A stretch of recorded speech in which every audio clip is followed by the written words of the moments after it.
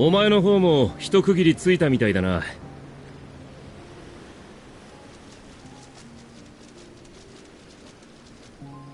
ここの錬金術師たちには舌を巻く。絶対に護符を完成させようっていう気迫はすごいもんだ。俺はそっちの方面には明るくないが、あの様子からすると間もなく形になるんじゃないか。そうでないととんだくたびれ損だ。エオルゼアや東方、そしてここサベネアの地でも人々はこうして脅威を退けんと尽力しています。されどその脅威をもたらしているテロフォロイもいかな力を扱うとて同じく人でありましょう。生を望み明日をつながんとする人と、死を歌い終わりを求める人がせめぎ合っている。まるでこの戦いをもって問うているかのようです。人という種は生きていけるのかと。お前らしい。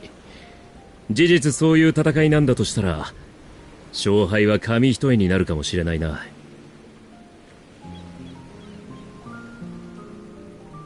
周りを巻き込んで傷つけて苦しませて死にたい。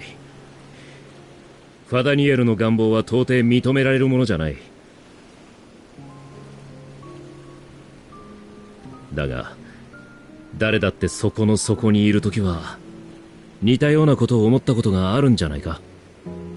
何もかもが疎ましくなってどんな慰めも胸に届かない夜がある。それをどうにか飲み下して生きちゃいるが、うまくやり過ごせない時もある。生地知性のある種族ほどな。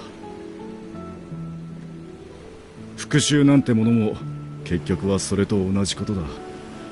相手が絞られてるってだけで苦しみの沼の底で他人にも破滅を願うわけだからな。そういうことだ。必ずしも生きるという意志が勝つわけじゃないし、逆もしかり。そのせめぎ合いは大抵過酷で際どいものだ。なるほど。では私は人がかろうじて生きるに足ることを願いましょう。同意見だ。まあ一人きりじゃないなら勝率も上がるさ。復讐の竜騎士だって、だから今ここにいるんだろ。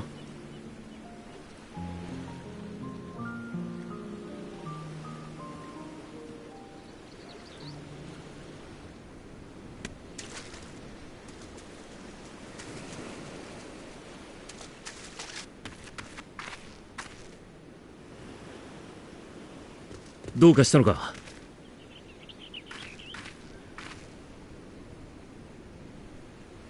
ファダニエルに似たやつを見た。本物だとしたら厄介だな。党への対策を講じてることに感づいたのかもしれない。おお、耐え切ったぞ。じゃあこれで。ああ、完成だ。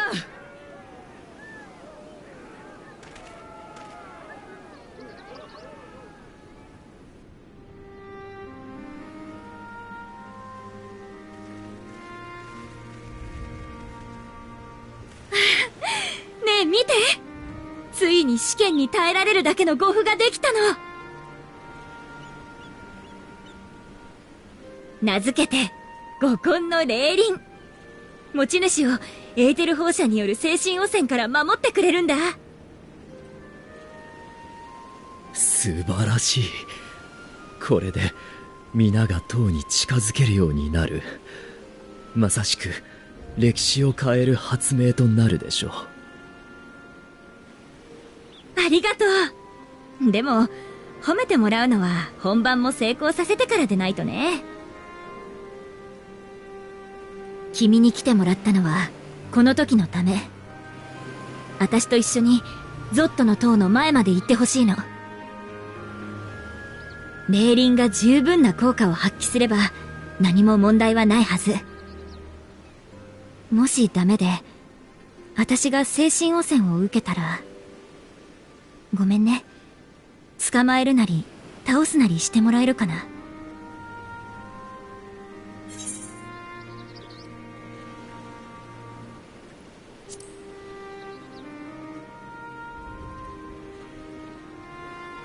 ありがとう。来てくれたのが君でよかったよ。リッターナ、本当にいいの？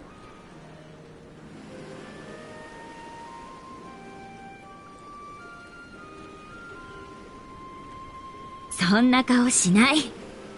自分たちの作ったものをまずは自分で信じないと。曲がりなりにもまとめ役ならなおさらでしょ。だけどもし失敗したらその経験をどうか次に私たちの錬金術にかけて約束よ。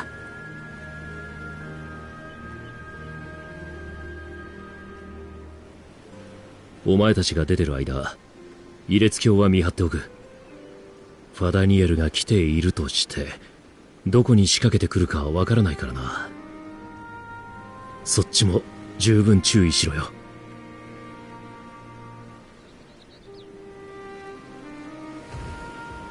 それじゃあ行きましょうか。牧場跡にいる兵士さんに船を用意してもらうから準備ができたら北の海岸に来て。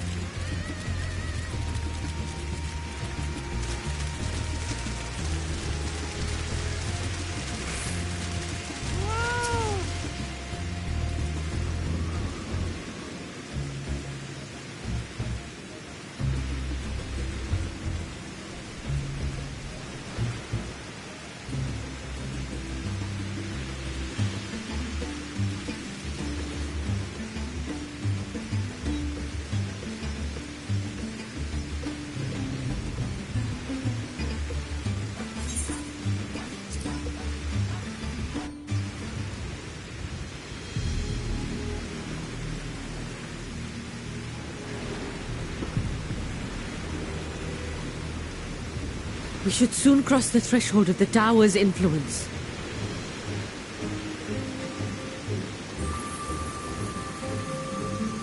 Any moment now.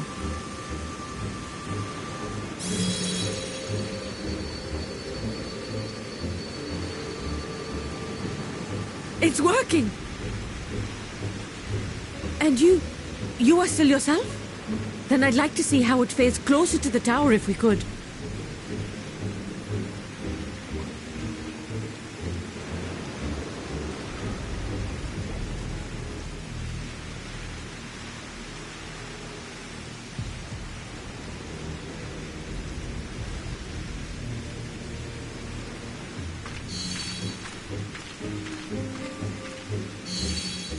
So far, so good. The scale's protection appears to be holding. If we can just make it to the tower's entrance.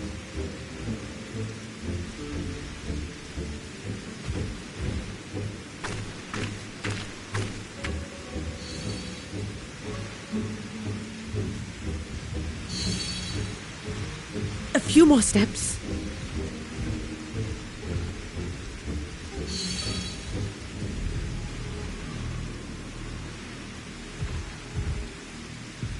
Praise be to the sisters, we made it!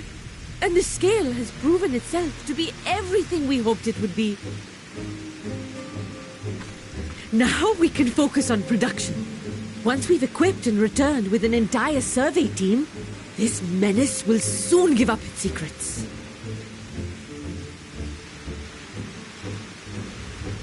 What?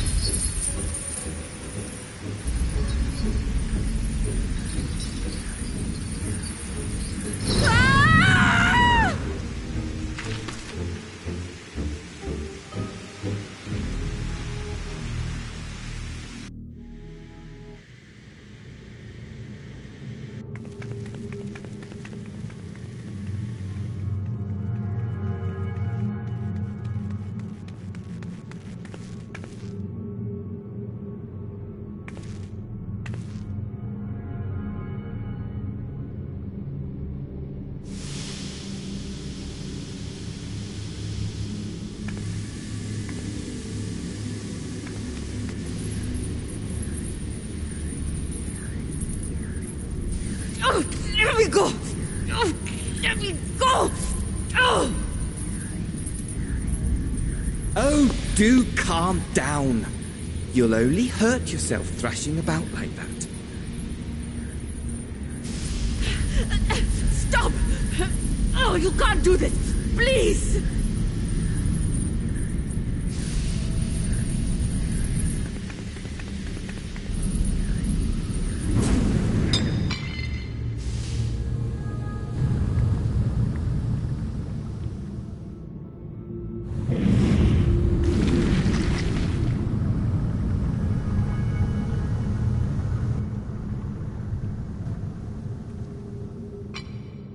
A little late for heroics, I'm afraid.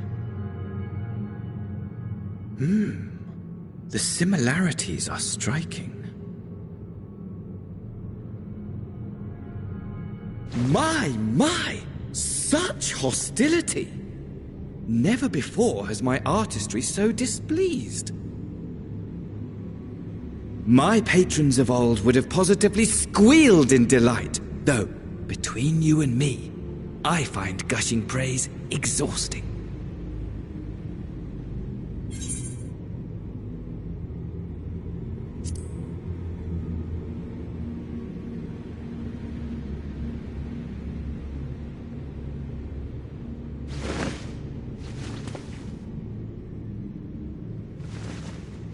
Allow me to tell you a story. Surely you've yet to hear the one about Van Daniel, the sundered Ascian. I inherited the position and the soul of the Van Daniel who sat on the convocation in the time of the final days, theoretically speaking. Practically speaking, that fact is of no consequence. I was born and lived as, well, me. Eventually, I was recruited into the Ascians, and imbued with the former Fandaniel's knowledge and memories, but I never felt that they were truly a part of who I am.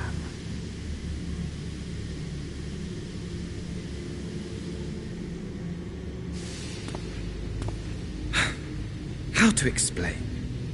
Perhaps if I told you who I was before my Ascian embrace, although that chapter too is a past I've long since discarded.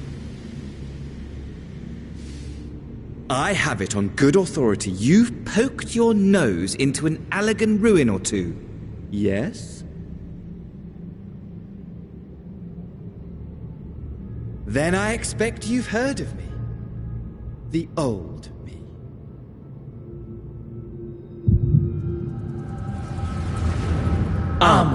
At your service.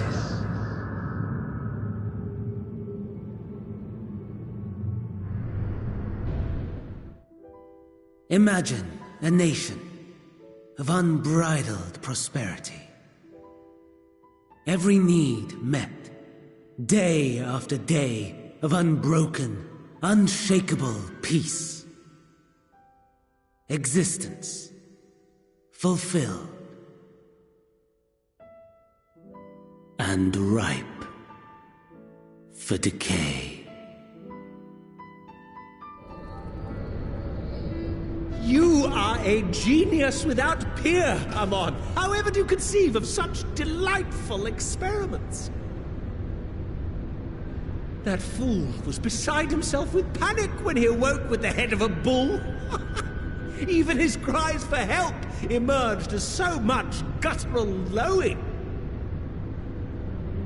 Oh, the memory of it. My poor sides. My friends and I were so consumed by laughter we struggled to breathe. No more than entertainment for bored wastrels ignorant of its worth. My all-consuming work. But it was not their only indulgence.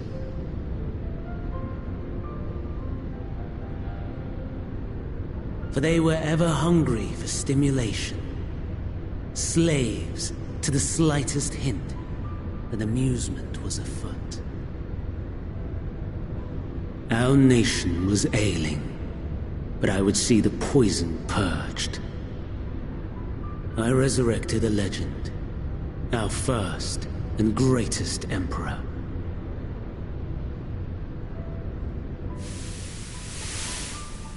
And just as I had planned, he set our wayward empire back on the path of conquest.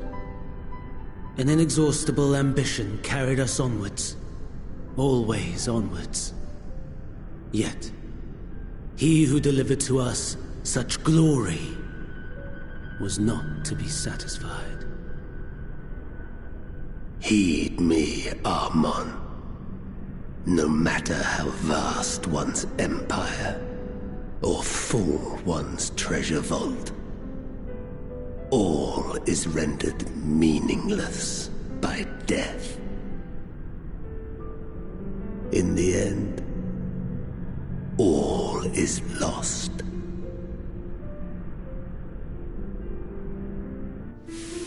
You know as well as I that the Emperor stands to lose this war. And so I have come to claim you. For while your methods leave something to be desired, we cannot deny the results of your work. And as fortune would have it, the seat of Fandaniel, your rightful seat, lies vacant and waiting. Take your place amongst your peers, rather than die a pointless death amidst the ashes of your doomed nation. Send one of your clones to the Crystal Tower that you might see for yourself. See what lies ahead.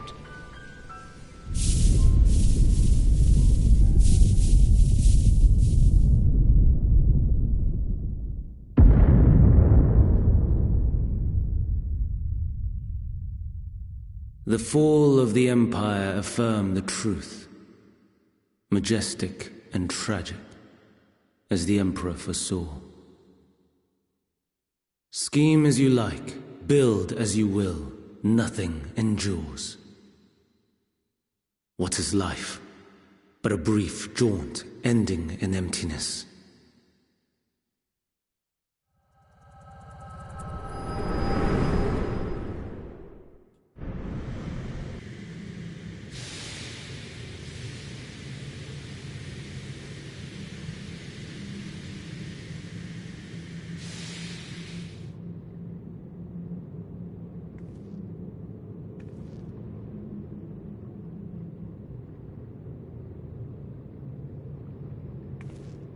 So easily distracted. Why, I almost left without saying farewell. As for your friend, you needn't worry. These pawns are far more useful to me alive as fuel for the primals.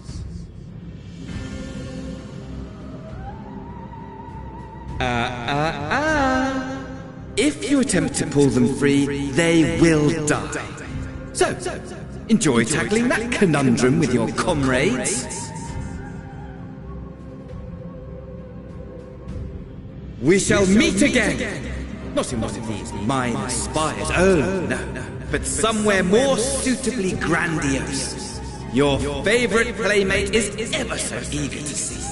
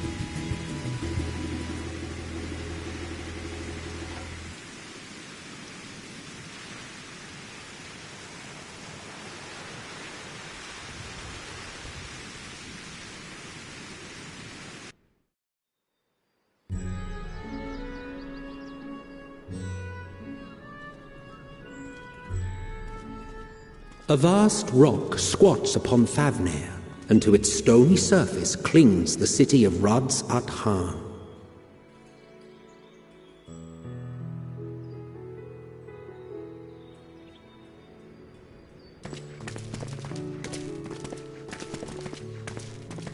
Ye who enter here are subject to the scrutiny of gods, the gate's most watchful eye.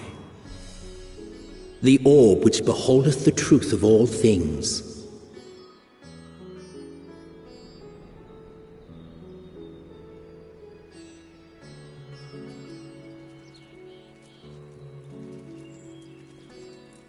Pass beneath its hot and piercing gaze, bearing down like a second midday sun.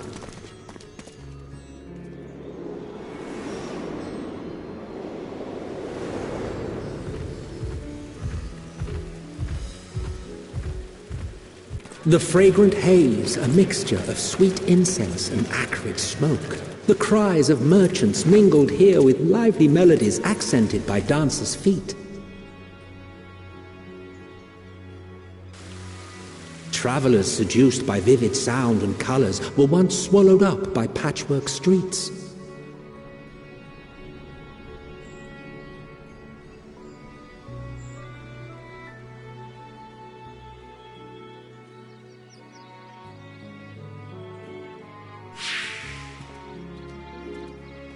But no such scenes to savor now. To what somber present does that divine eye bear witness?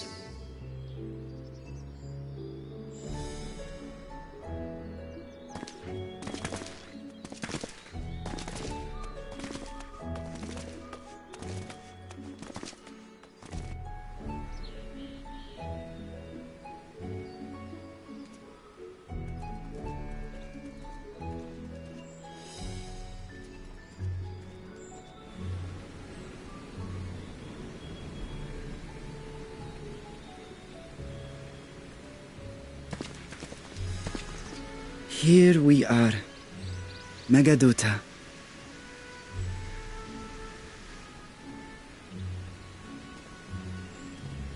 It seems a shame to bring you here directly. Under normal circumstances, it would have been my pleasure to show you the sights. And it would have been our pleasure to see them. Alas, it seems our tour of the city will have to wait. I'm afraid so. Come, we should head inside.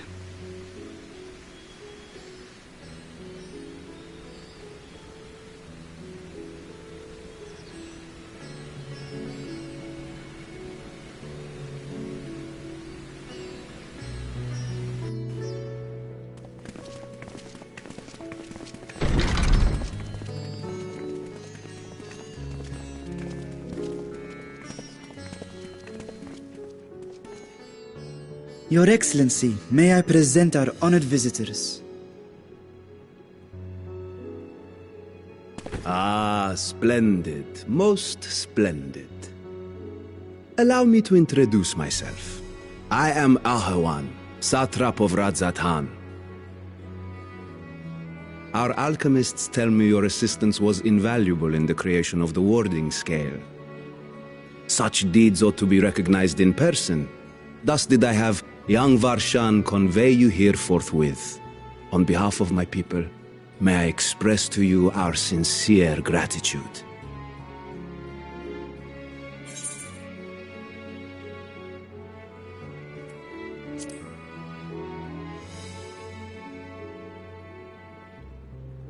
I assume you speak of Nadana.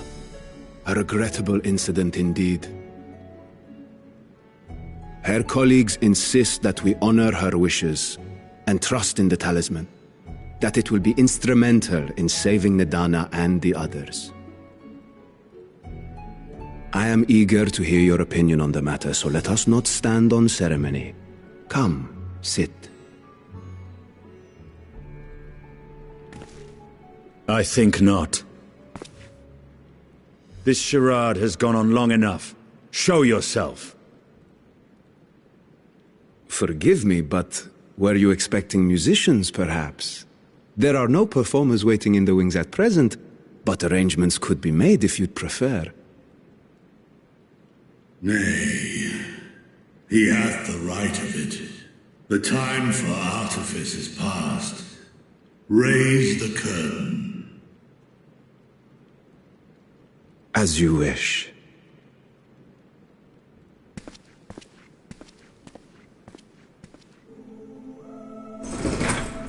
You travel as assistants to the students of Valdesian, but you are known to me. Even here have we heard of the scions of the Seventh Dawn.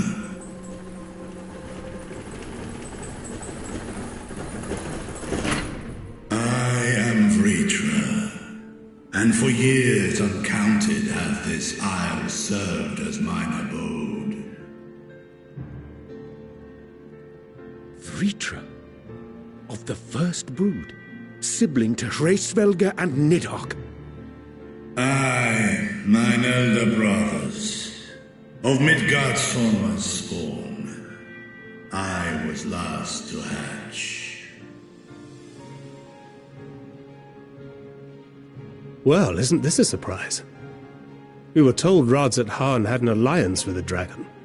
Not that a great worm sat in the satrap's own hall. A necessary subterfuge, as the true tale of our nation history illustrates most effectively. In the beginning, the rock upon which our city is built was home to Vitra, and Vitra alone. In time, the ancestors of the Matanga came to the island and established a foothold. But never did they dare disturb the worm's lair. Next to arrive with the Aura, adopting the example of their Akasodra allies, they too treated Vitra with reverence and respect. And for many years, an understanding between our forefathers and the Great Worm endured. until marauding heroes from the mainland came, threatening to shatter our peace and tranquility. When it seemed all would be drowned in blood, Vitra himself came forth and quelled the rising conflict. A peaceful accord was reached, and oaths sworn in Vitra's name. Thus began the dragon's governance of the fledgling state, which was to grow into Radz at Han. But if Vitra is still here, then your position as Satrap is just... A charade, yes. And one which my family has performed faithfully for generations. Many envy the great worms their power. Were it known that I ruled here, then the fires of war would burn without end. I would not be the flame which consumeth my people. Those few who join me in laying our country's foundations were, perforce, sworn to secrecy. Your eye. It was taken.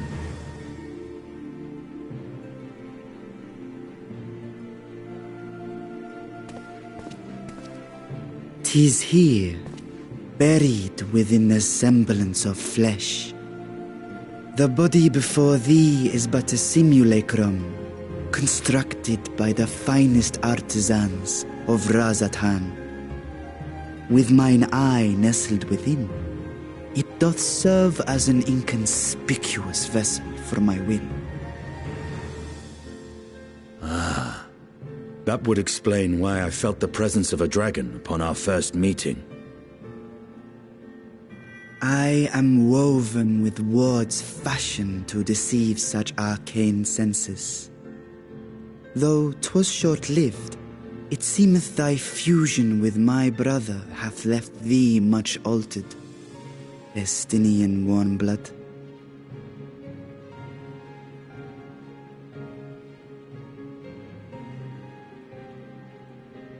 From the very first, we sensed the nature of one another, yet did neither one of us bare his fangs. That is all I need know of thee for now.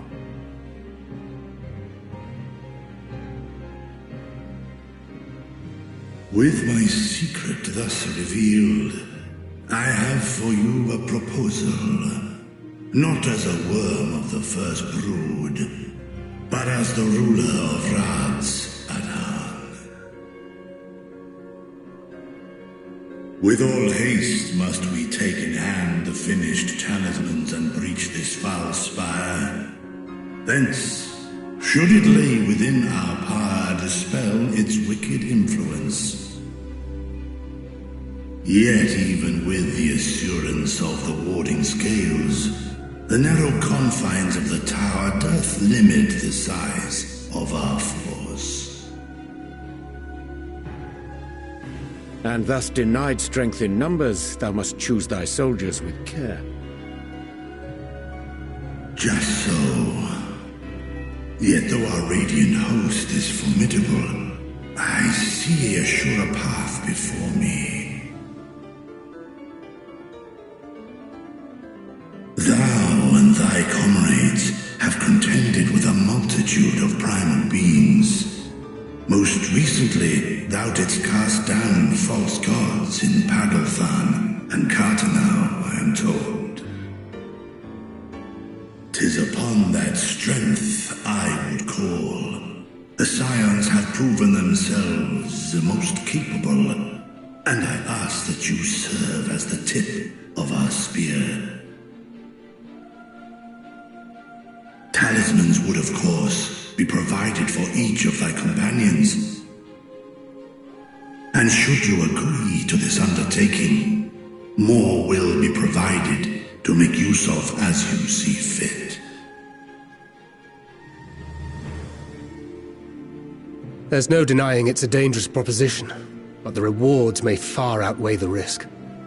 Just think of what we might accomplish if we could equip all our allies with warding scales. I worry, however, that even the four of us may be too few for what you have in mind.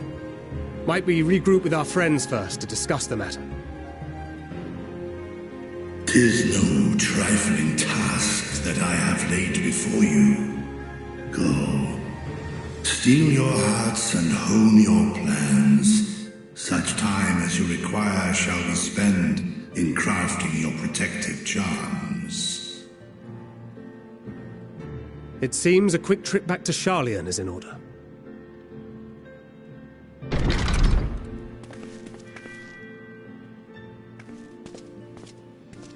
Wilt thou not lend thine aid?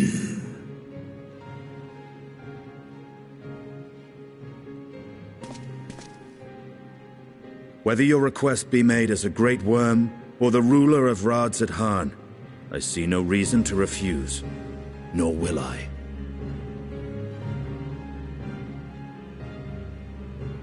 I am in thy debt.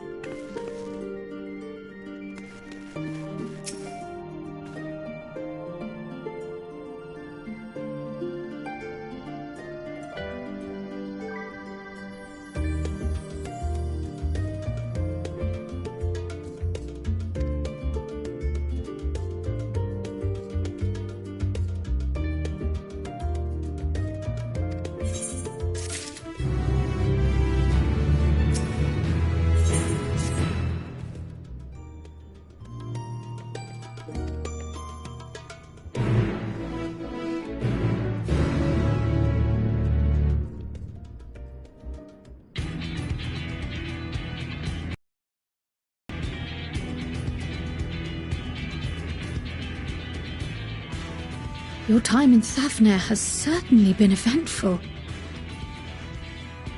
In my opinion, carrying out Vitra's request and assaulting the Tower of Zot should be our highest priority. I agree. While I still have questions concerning the Forum and their grand undertaking, we have all but exhausted our avenues of investigation. Simply pressing them any harder on the subject will almost certainly result in our expulsion. Therefore, I suggest we explore the ethereal sea connection by way of a letter to Master Matoya, then make our way to Thavnair. I wonder, even with the protection these talismans afford us, what can we hope to achieve once inside the tower? According to Orenvold and Frodola's report, they were unable to free the Emolja. Worse, their attempts triggered the tower's defenses, which led to a summoning of Luna Ifrit.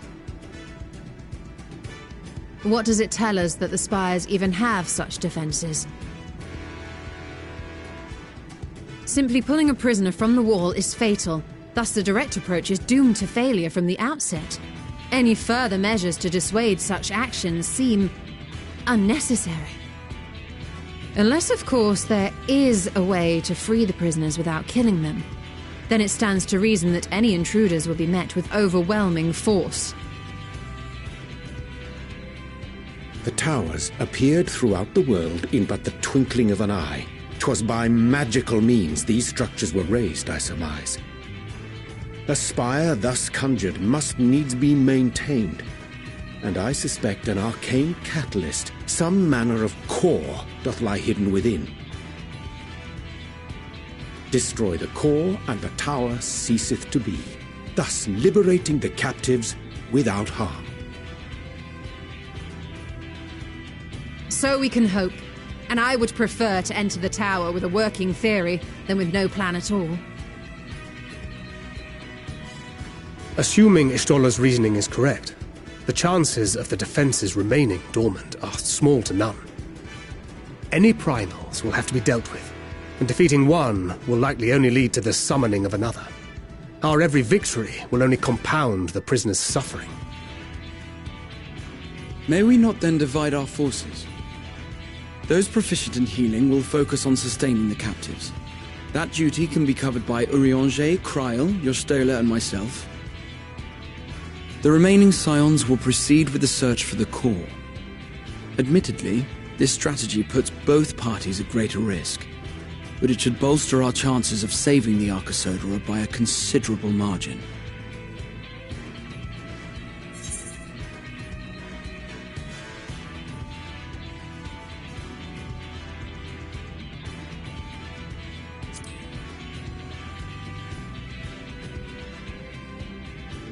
If you're to fight primals, then you'd best have at least one healer with you. And I am more than happy to fulfill that role. I found wielding a sage's armament to be rather intuitive, and look forward to testing them against a more challenging foe. It seems we have a plan. All that remains is to carry it out.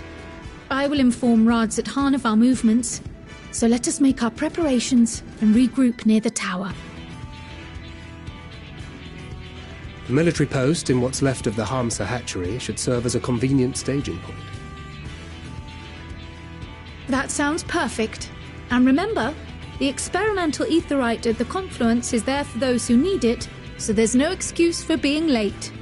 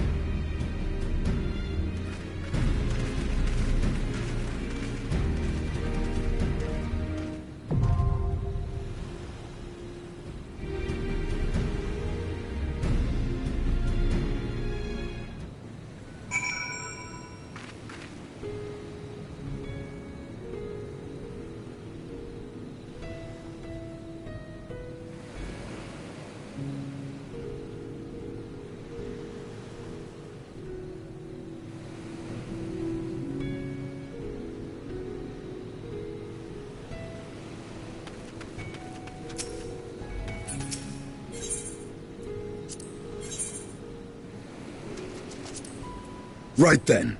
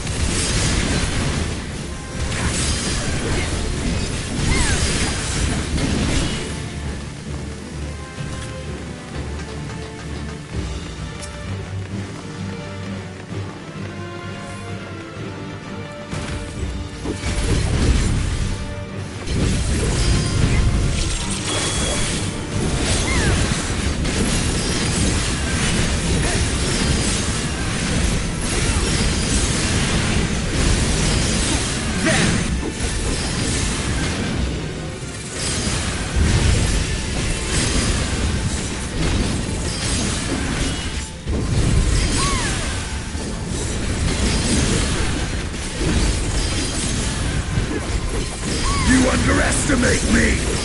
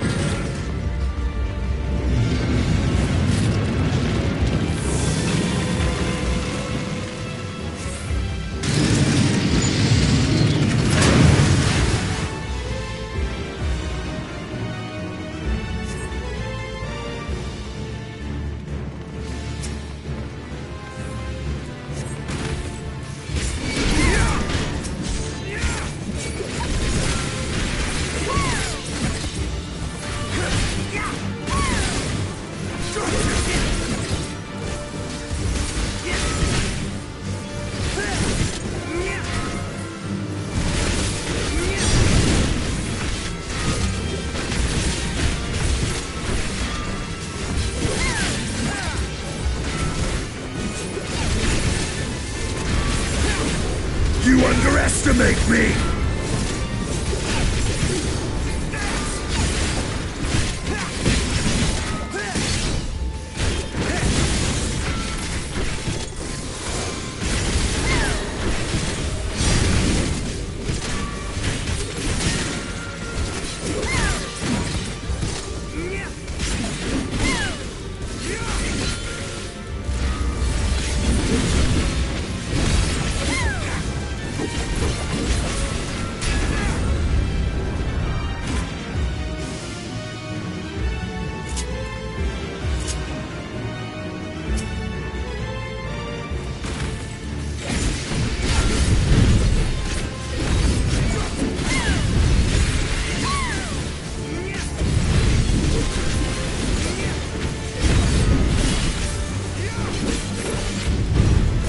This will hurt.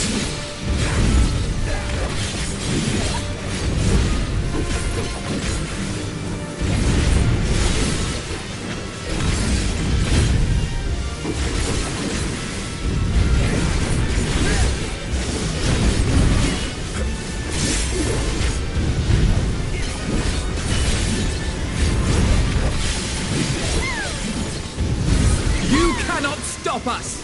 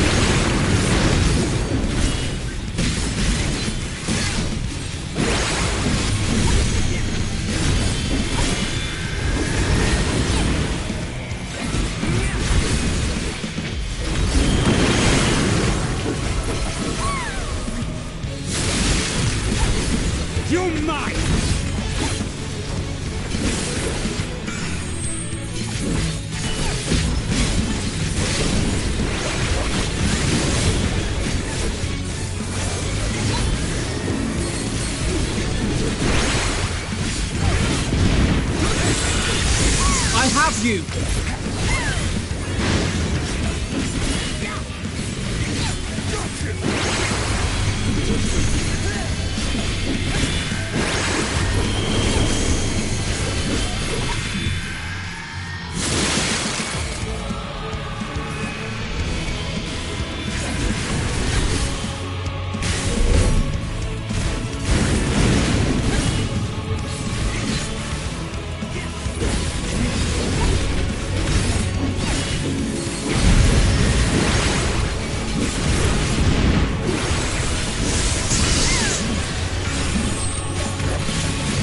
You cannot stop us!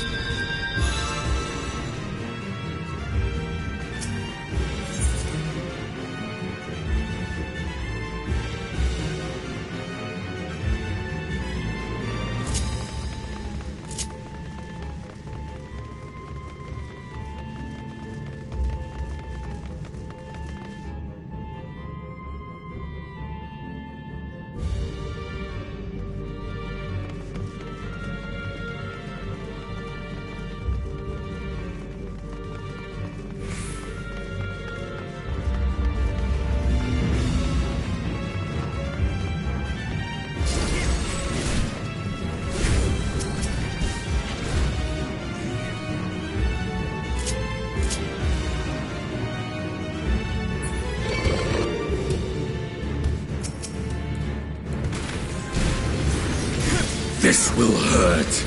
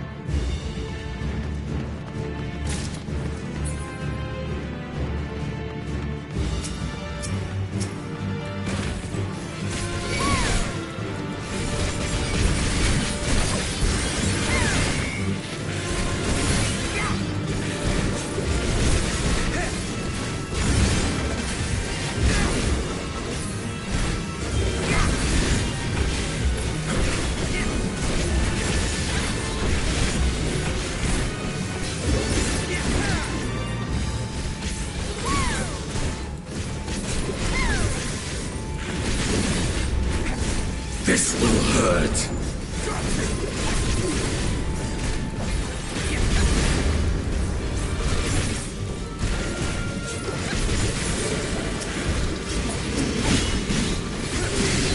You cannot stop us!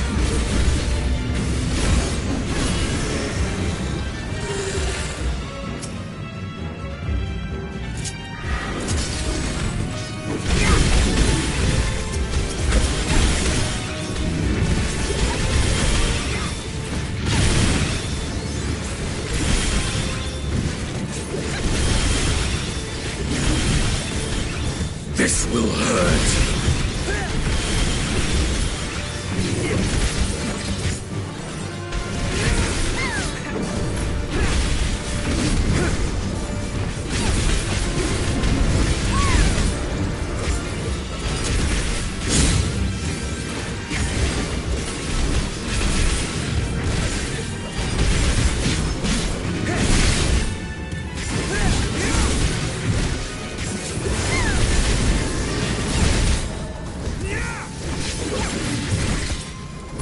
This will hurt.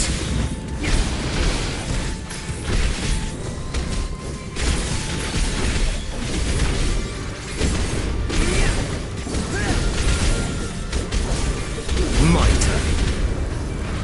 Prepare yourself.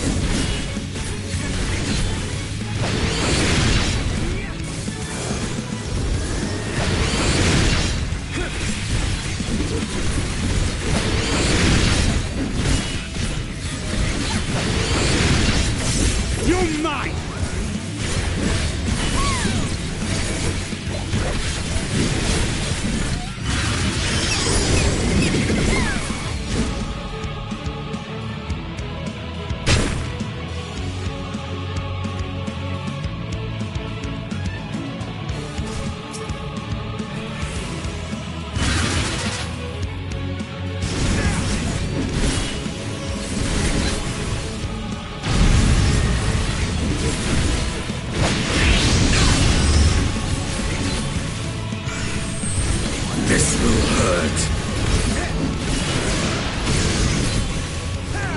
You cannot stop us!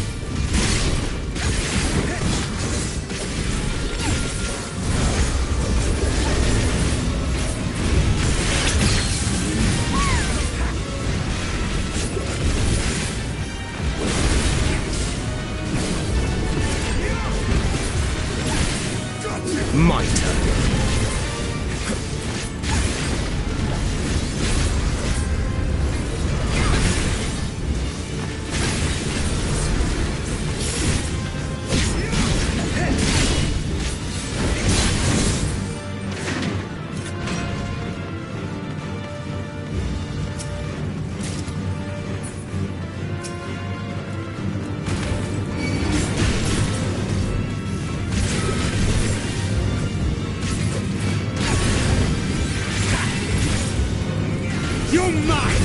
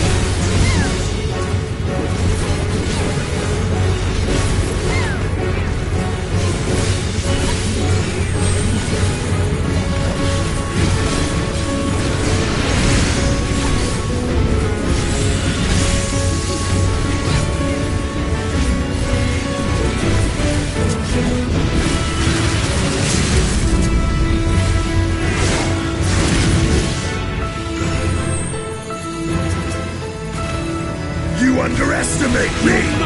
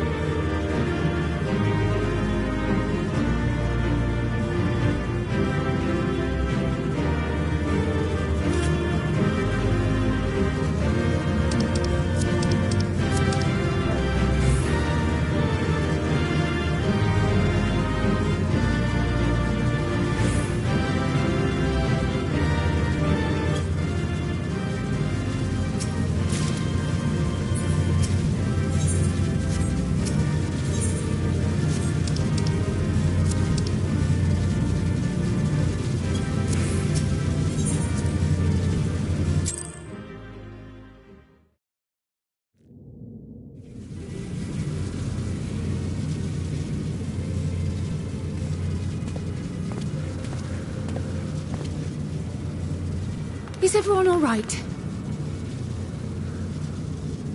We fortified the captives with what magics we could. Have the defenses been disabled? All appears quiet for the moment.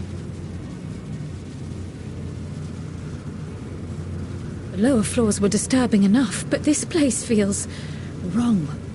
The ether is heavy and thick, like wading through a quagmire.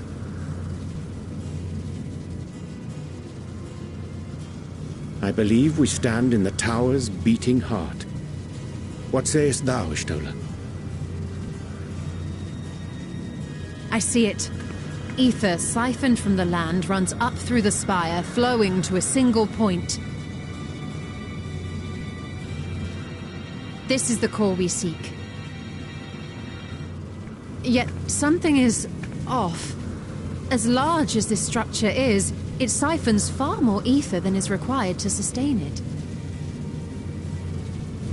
'Tis as if the core is feeding on the energy, consuming it. I need to take a closer look.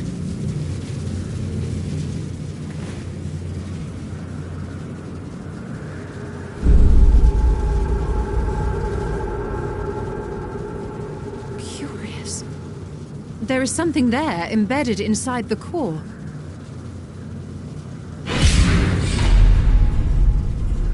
A man's limb. This is what we came to destroy? Yes, if you would be so kind.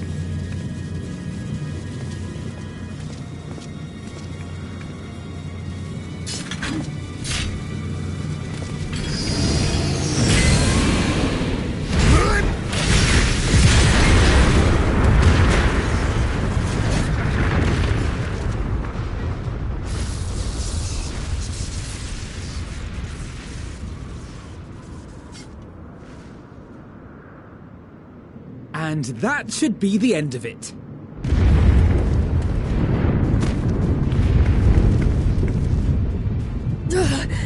What now? My theory that the tower might come crashing down following the core's destruction doth appear to be correct. Bully for you! And how are we supposed to survive the fall?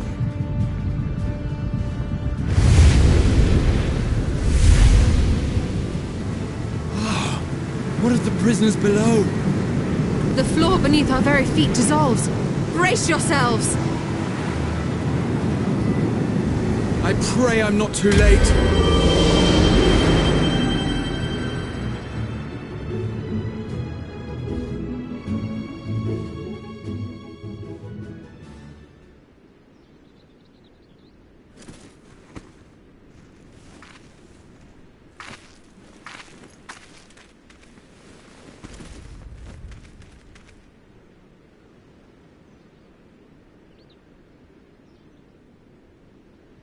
Oh, what happened?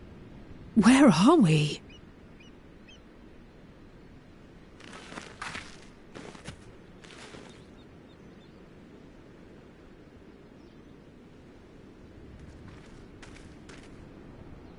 By my reckoning, we're still on the island where the tower stood. But 'tis as if it never existed. Hardly a scratch. But how?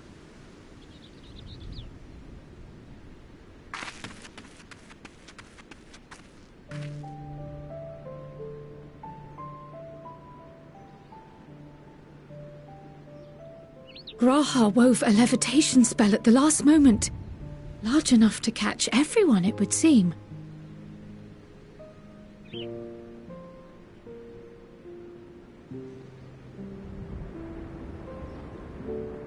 That explains the lack of obvious injuries.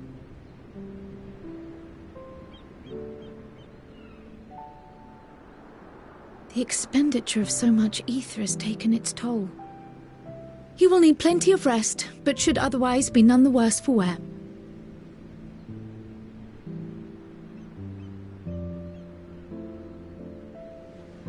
Then the immediate problem is what to do with our new friends here.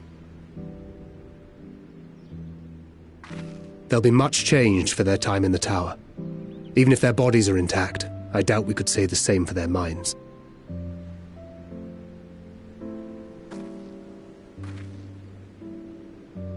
Angelo and I will take care of that. I have every faith in you, Alize, but there are just too many for you to treat alone.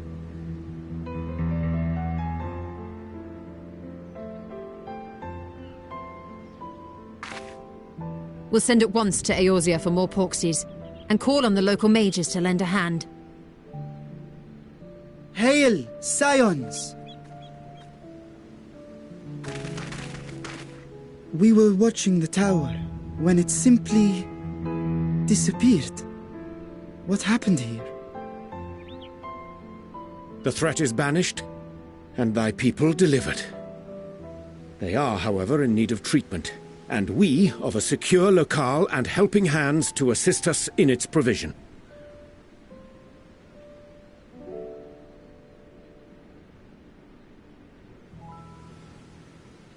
You shall have all this and more. Come, let us convey these unfortunate souls to the city.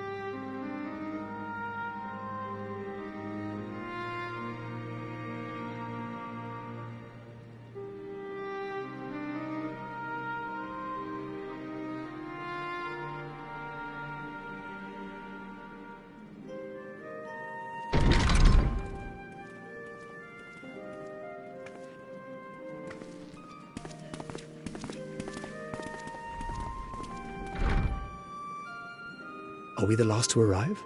I hope we've not kept you waiting. Not at all.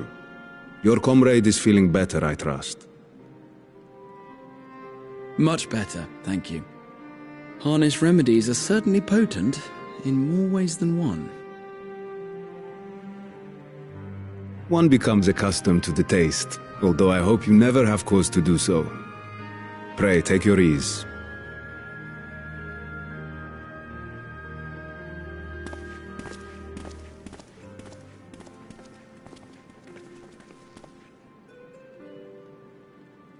Full glad I am to see you all unharmed.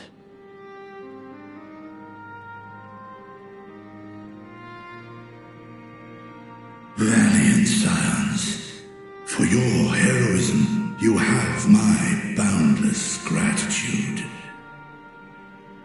You cast down that dire tower and set free its hapless captives. You cleanse their souls of its corrupting influence. No words of thanks will suffice.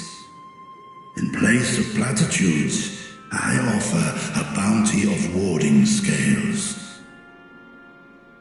Pray accept your due reward, along with the goodwill of Radzat-Han. Alchemists throughout the land were put to work in the forging of your talismans. The finished ones have been collected, and now await you at the High Crucible of Alchemia. Present this letter when you are ready to take them into your possession.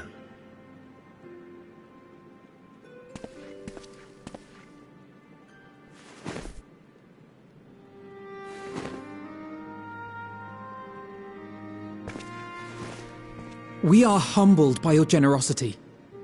Know that the inventive wisdom of Radzat-Han will be vital in restoring serenity to our star. Every single one of those scales came from you, didn't they? You must still be in such pain.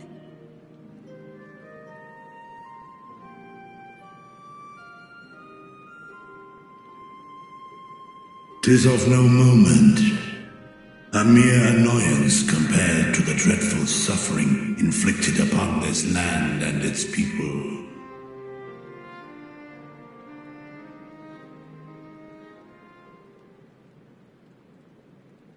Albeit brief, my involvement in the Dragonsong War afforded me a glimpse of the myriad sorrows which consumed both dragon and man. Though you were half a world away, such tragedies as befell your kin must have affected you deeply.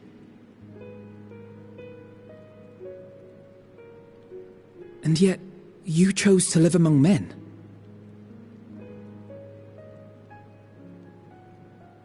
In the age when that conflict first bloomed, my choice had already been made. In some distant place, man slew dragon, and dragon slaughtered man. Yet no hate could I muster for those smiling faces which did look to me for guidance. Not even my brother's righteous rage could rally me to his cause. I huddled here, secret and still, hoping against hope that which I had built would remain untouched by the chaos and carnage.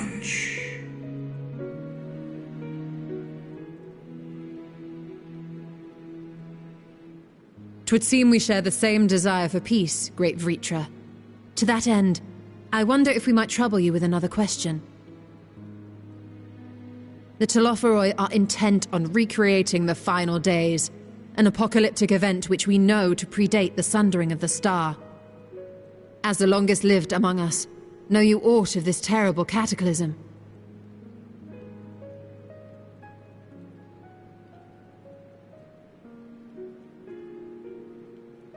Nay.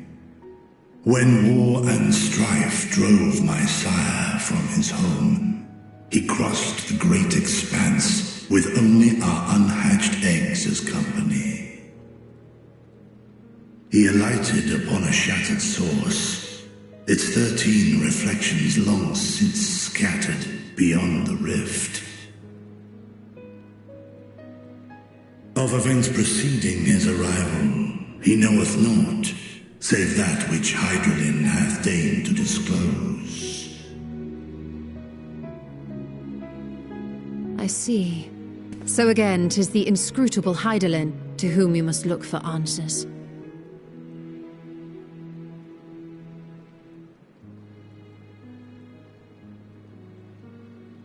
Seek you to divine the will of this star? If so, I have a tale which may afford you some small comfort.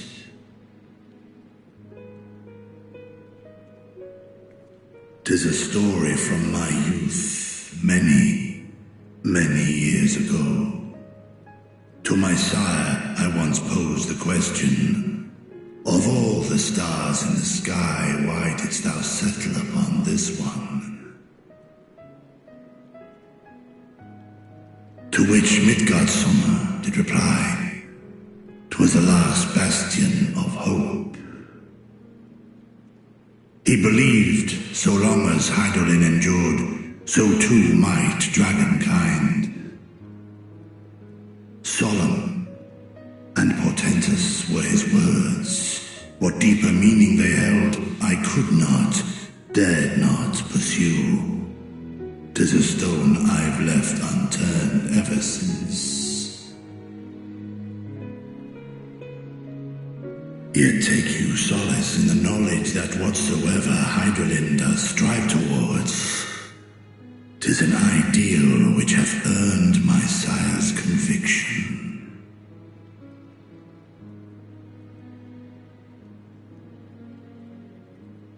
Thank you, Vritra. You've given us warm reassurance in a world gripped by cold uncertainty.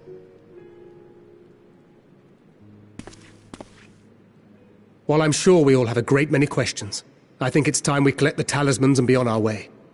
Our fight against the Telophoroi is far from finished.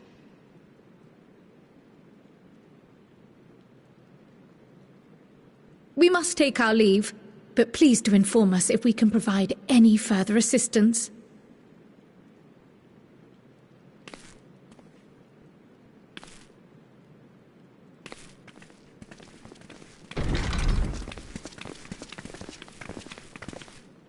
Prithee, a moment.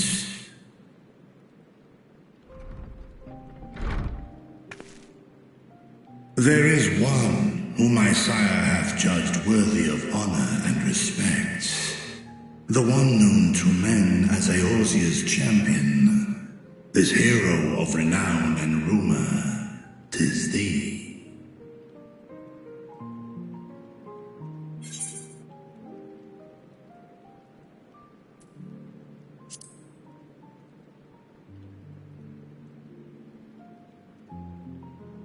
I know of his clash with Omega, and the long slumber which was his price. Yet even closed in sleep, my father's eyes are far from blind. He is watching over thee, watching over this world.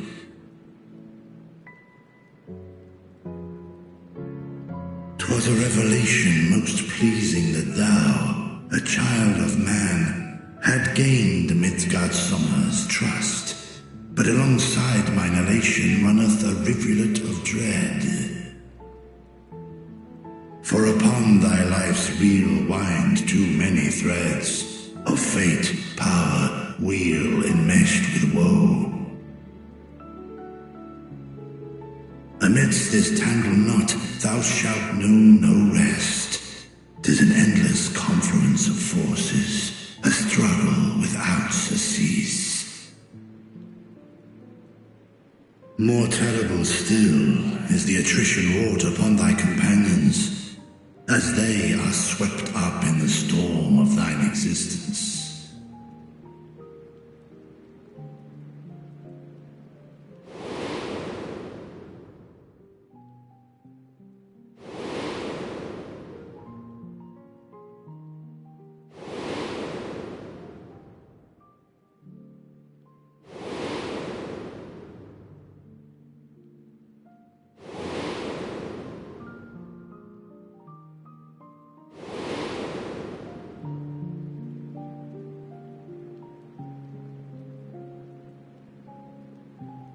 Take heart and protect them well. They will be your strength and your salvation.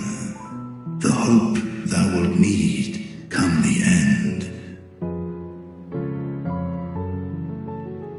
Even cowering behind my curtain, I know the suffering of the powerful. I have watched my siblings driven mad by loss.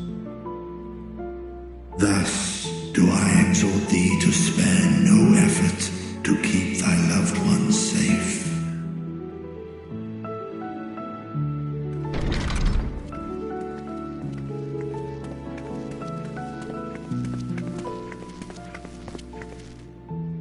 Apologies.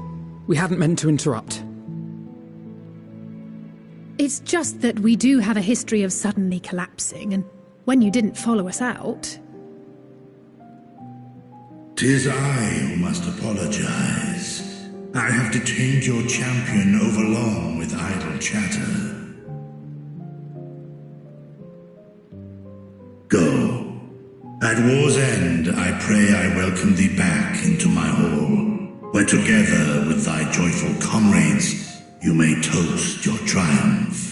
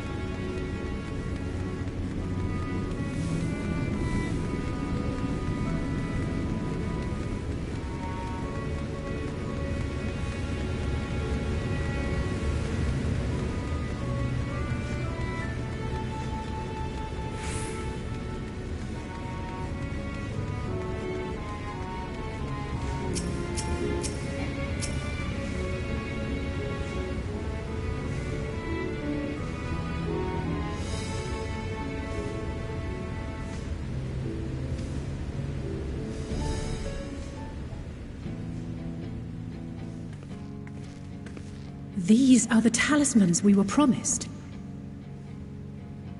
Yes, and I made a quick count. There are far more than we could have hoped for. Enough to outfit an entire company of soldiers, in fact. Considering the involved process, that they were able to manufacture so many in such a short span of time is nothing short of a miracle. Once we have distributed them to our allies in Eorzea and the Far East, we'll have a fighting chance to bring down the other spires, just as we did with the Tower of Zot. Or we could use them to invade Garlemald proper, and strike directly at the Telophoroid's base of operations.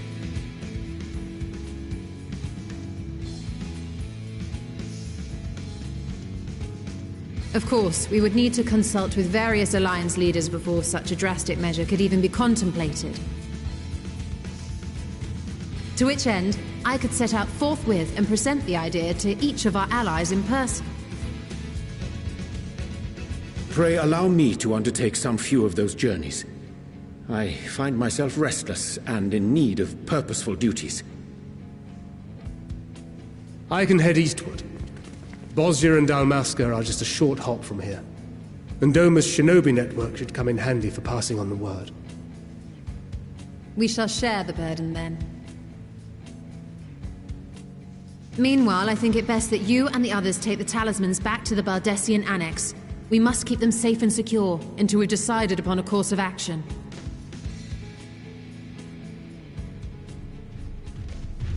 Please, I must speak with you.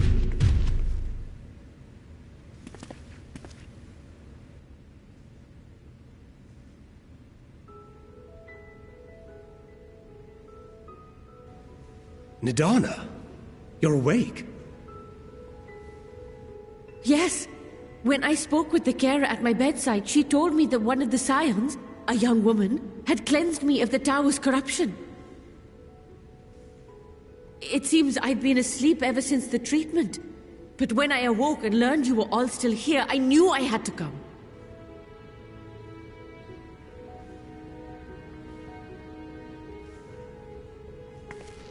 As you said, Nidana was captured only recently.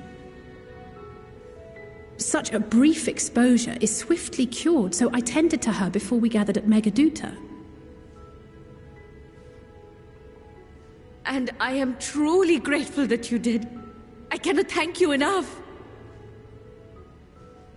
All of you, for everything you've done. Destroying the tower, rescuing our people. You've saved Thavnair from an awful fate.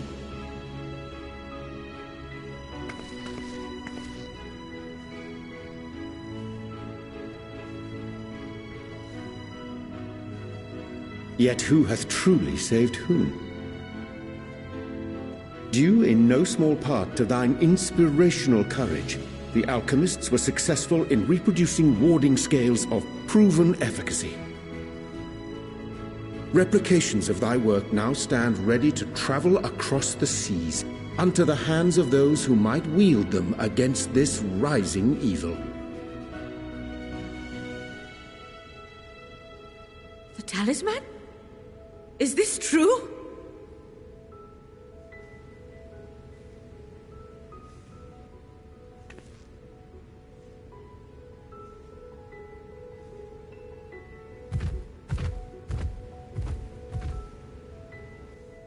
Oh, I was so groggy from sleep.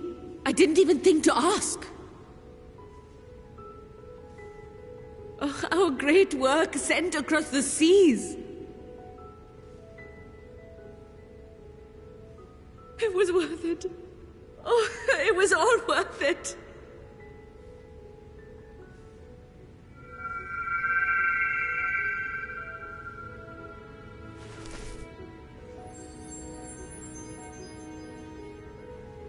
Look at that! Its color is completely changed.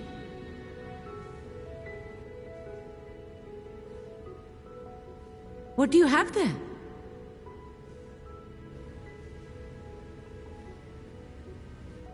How unusual. I wonder if the effect is a reaction to Akasha. I'm afraid I'm not familiar with that term. Akasha? It is one of the unseen energies defined by Harnish alchemical theory. Though a gross oversimplification, some describe it as an essence influenced by feelings. You imply that it is distinct from ether? Foreign scholars often conflate the two, but we see them as separate concepts.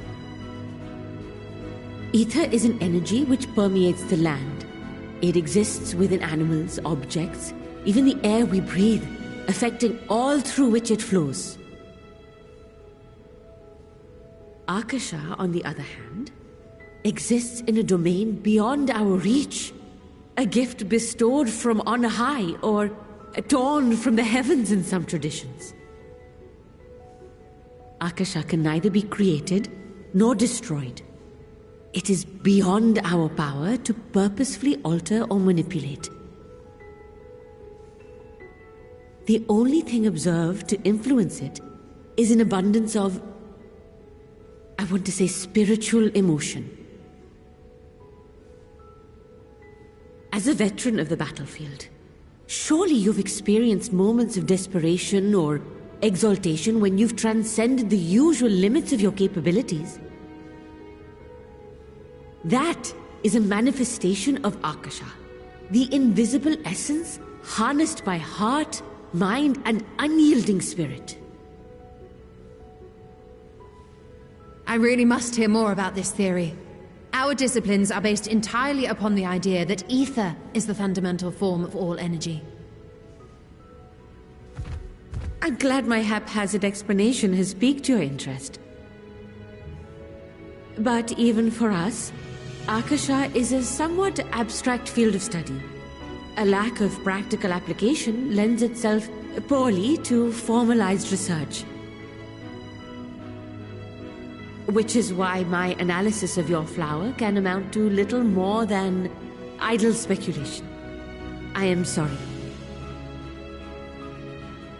Nonsense! You have nothing to be sorry for. Your insight is much appreciated.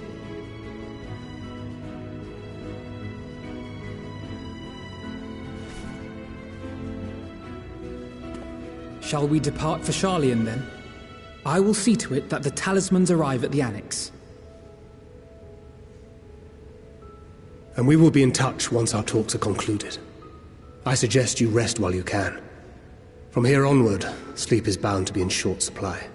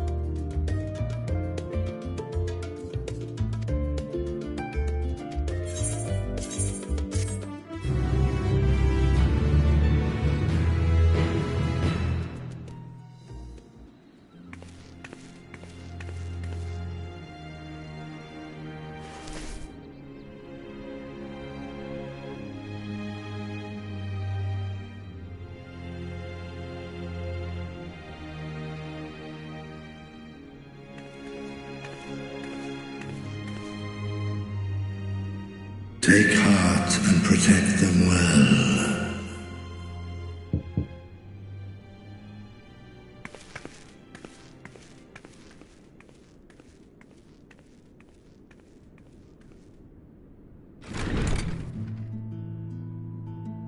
Good, you're here. You haven't eaten yet, have you? We've bought quite a spread if you're interested. Only the finest dining from the last stand.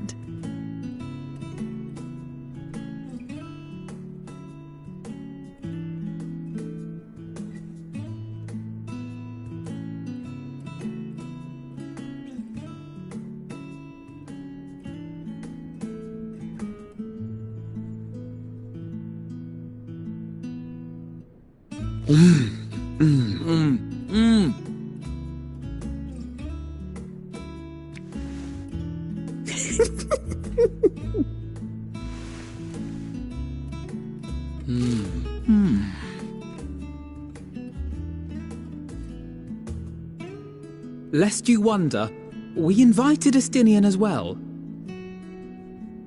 But he refused with a rather grim-faced, "No, thank you." I suspect Sharlayan cuisine is not to his liking.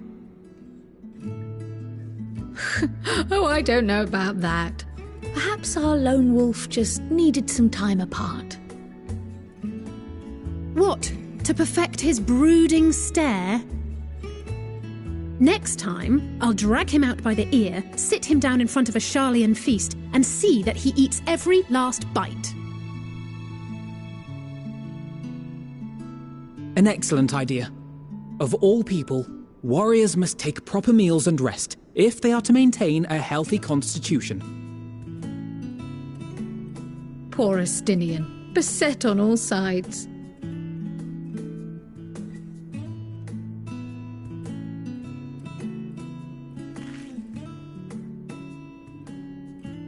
Speaking of one's physical condition, Mistress Cryle, I hear you've recently played literal host to Heidelin herself. And what an experience that was. Tiring, yes, but no lasting harm done. If anything, I should have liked to speak with her longer. I've not felt a hint of her presence since. Heidelin instructed you to carry that flower, yes?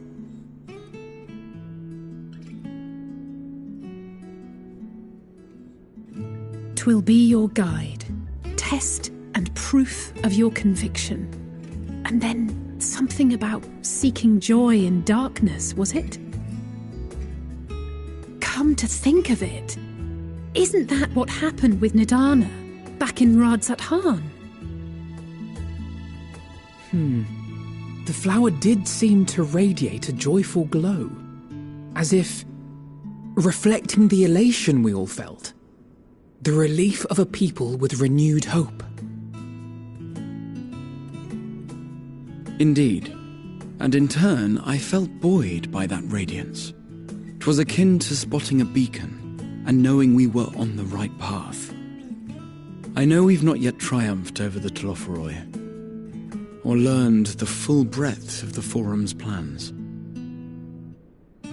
But even within the midst of our struggles, we find small moments of joy to sustain us. Rare and hard-won perhaps, but it is this pursuit of happiness that gives us the strength to carry on day after day.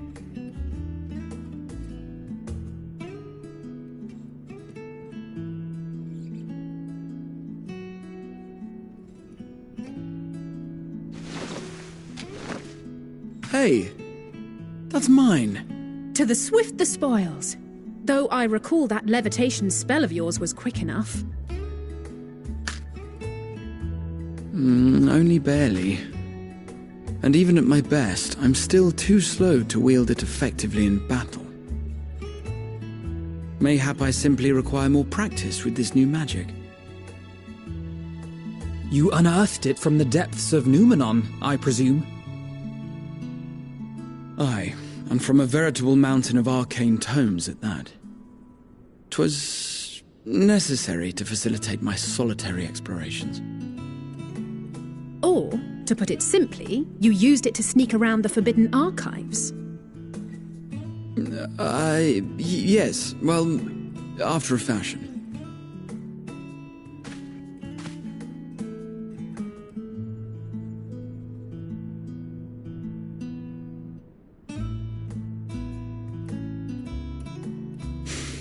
They're tall, you see. The shelves, they're too tall for me. And I could hardly move the library's platforms without attracting attention now, could I? Oh.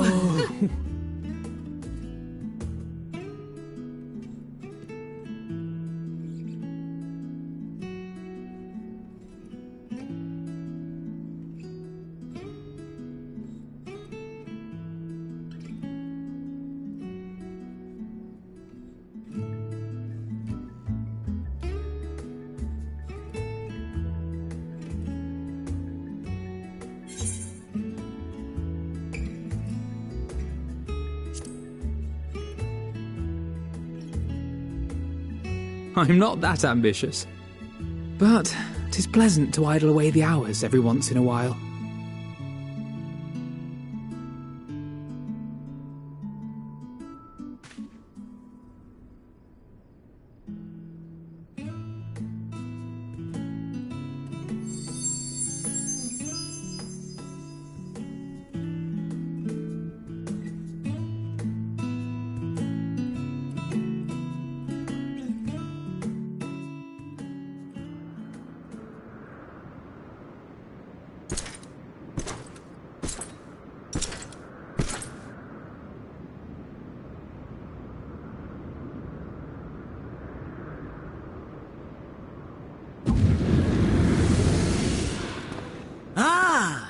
Enjoying the bracing cold, I see.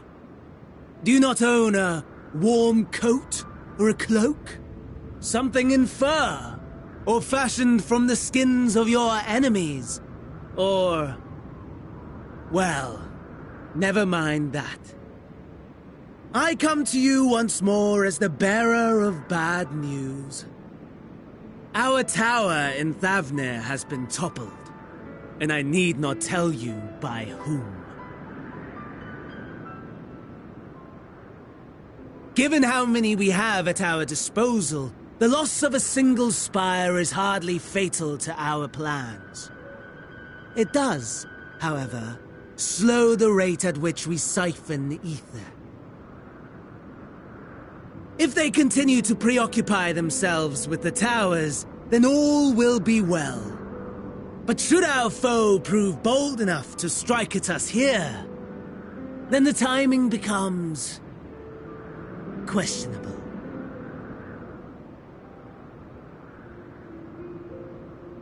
Our foe is bold enough. Of that, I can assure you.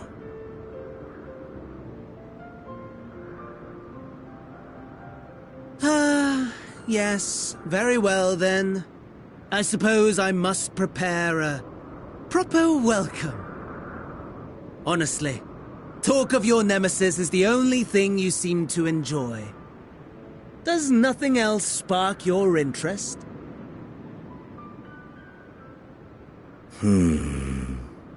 No.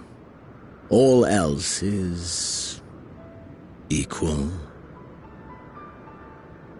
Equally tedious. Equally disappointing.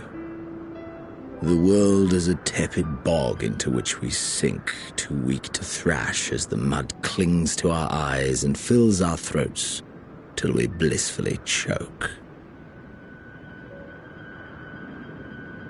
But then came the light, blinding and pure and hot, so very hot, enough to set my soul aflame. I basked in the afterglow until the void yawned once more, and then I knew the muck would never claim me again. There was naught for me ahead, so I drew the curtain on all that had come before.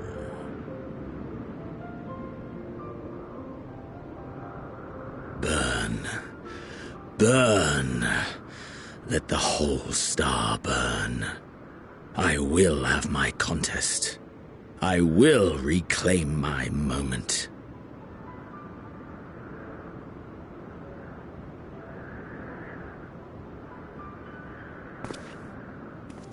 How wonderful that the emptiness of death has not dissuaded you from committing your life to its pursuit once more. I don't know whether to envy you or pity you.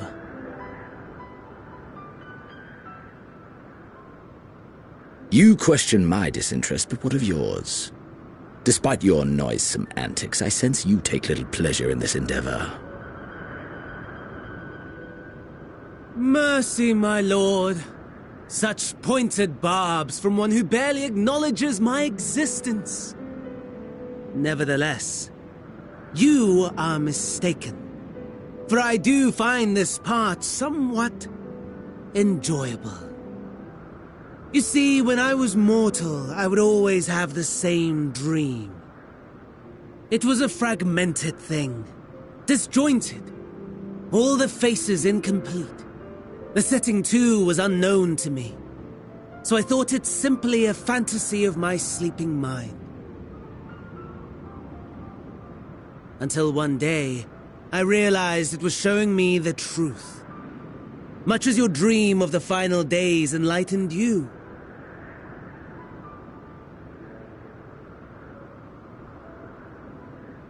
And soon, very soon, the rest of the world will see the truth of my dream, too. Yes, I think that is something we can both enjoy.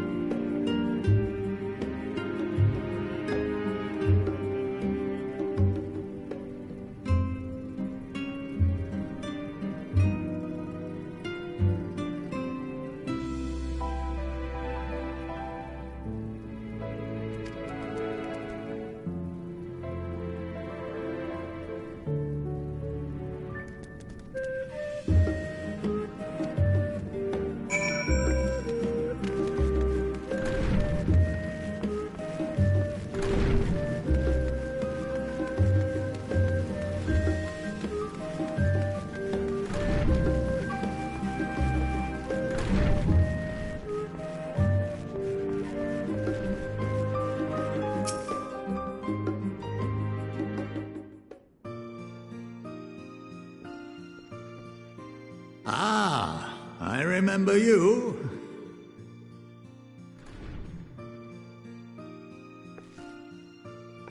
I pray we have not caught you at an inopportune moment. We wanted to offer our thanks for your kind words in the forum.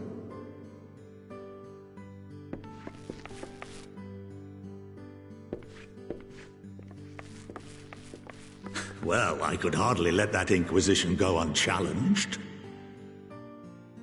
I've always believed that curiosity should be nurtured, not stifled. Thankfully, a majority of my colleagues agreed. A slender majority, aye, but a majority nonetheless. Had the vote not gone our way, we would be having a very different conversation, if any at all. Though I'd like to think you would have not given up on our cause. I'm told you paid a visit to the Annex afterwards. Yes, that's right. I was hoping to speak with the grandchildren of my dearly departed friends Galuf and Louisoix in a less dour setting. But it seems I just missed you.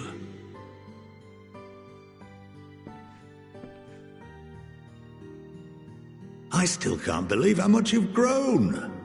If only your grandsires could have seen the way you presented yourselves to the Forum. Why, it fair brought a tear to my own eye.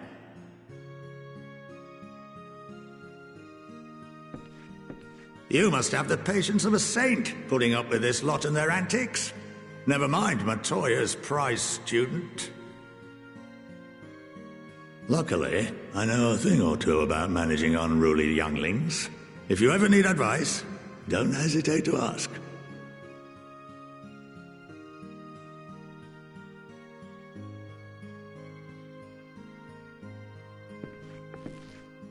If I may, there is a rather more pressing matter we wish to discuss.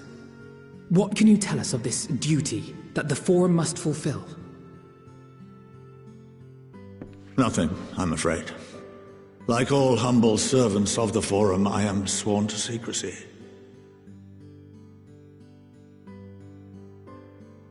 Or rather, I couldn't tell you if I tried. Our duty is of the gravest importance. Furthermore, if the particulars were made public, it would incite widespread panic.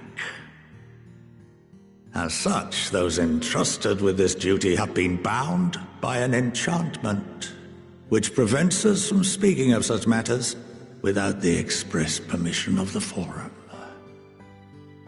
How is that even possible?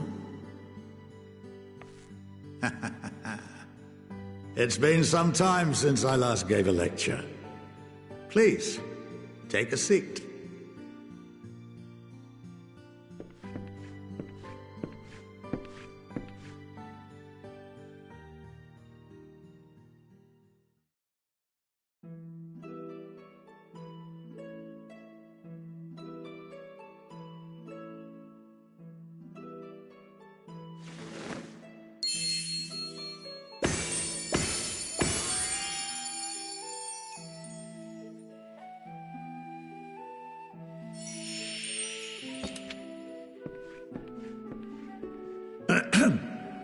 We shall begin by reviewing the fundamentals of etherology. The ether, which imbues us with life, can be categorized into three forms. Two are of the incorporeal sort, the soul, and the memory. Can anyone tell me the third?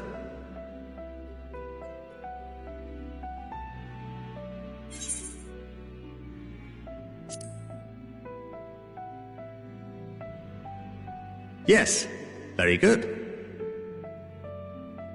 This is the form with which the layman is most familiar. Consumed by even the simplest of daily activities, and replenished by the food and drink that sustain us, this form of ether is in constant flux. In contrast, the ether that comprises the soul is rarely subject to dramatic change. The same can be said for memory, as the two are intrinsically linked.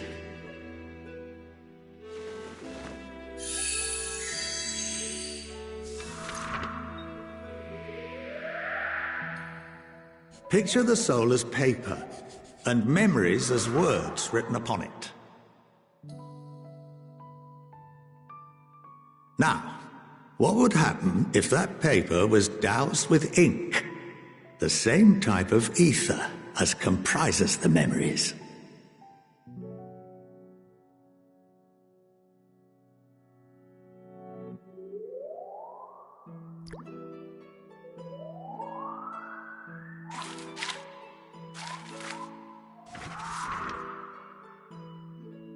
It would blot out everything that was written. Precisely. We would be unable to recall the memories, and any activities that depend upon them would be hindered as well. In fact, this exact phenomenon was observed on a vast scale not so long ago. And what might that have been?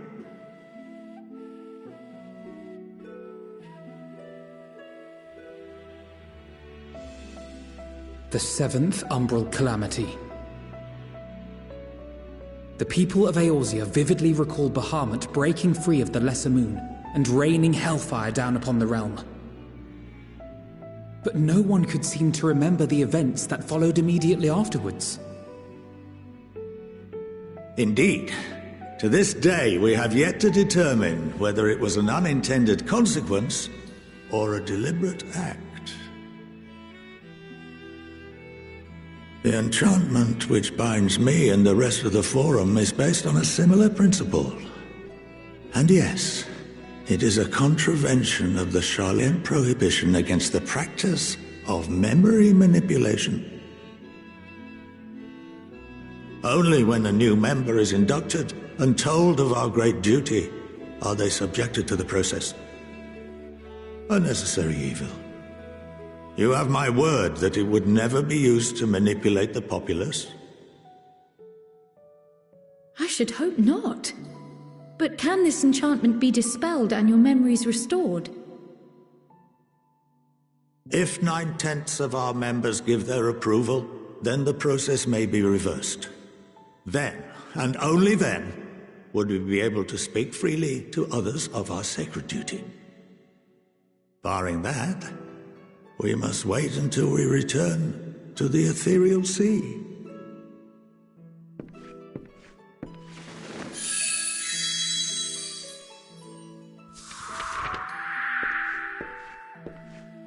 For there we will be purified, the blots upon our souls washed clean.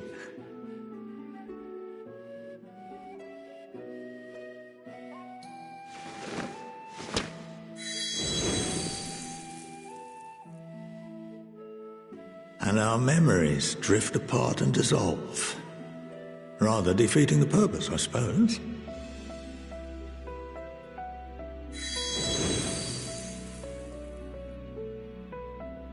But there are those memories that are indelibly etched upon our souls, some believe.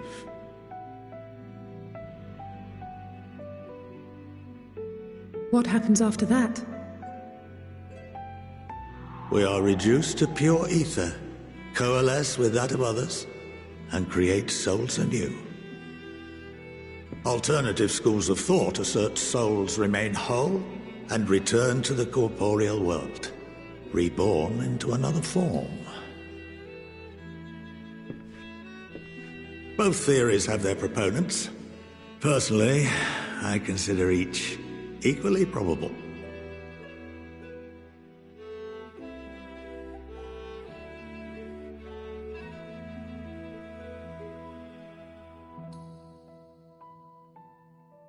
Well, I think that's enough education for today, now that I've given you some food for thought. Or rather, an entire banquet.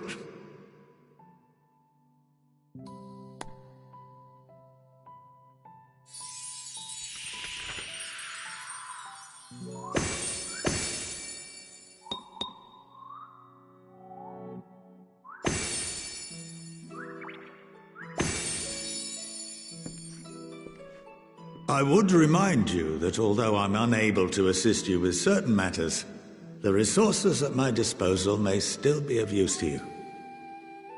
I'll arrange for you all to be given the run of Phenomenon. Of course, as associate to our alumni and the students of Baldessian, this privilege is extended to you as well, my friend. Oh, and I suggest you speak with Ki Aliapo. She's well known among the artisans of Sharlayan, and her network of contacts may prove useful in your search for knowledge. I wish you all the best in your pursuits, wheresoever they may take you.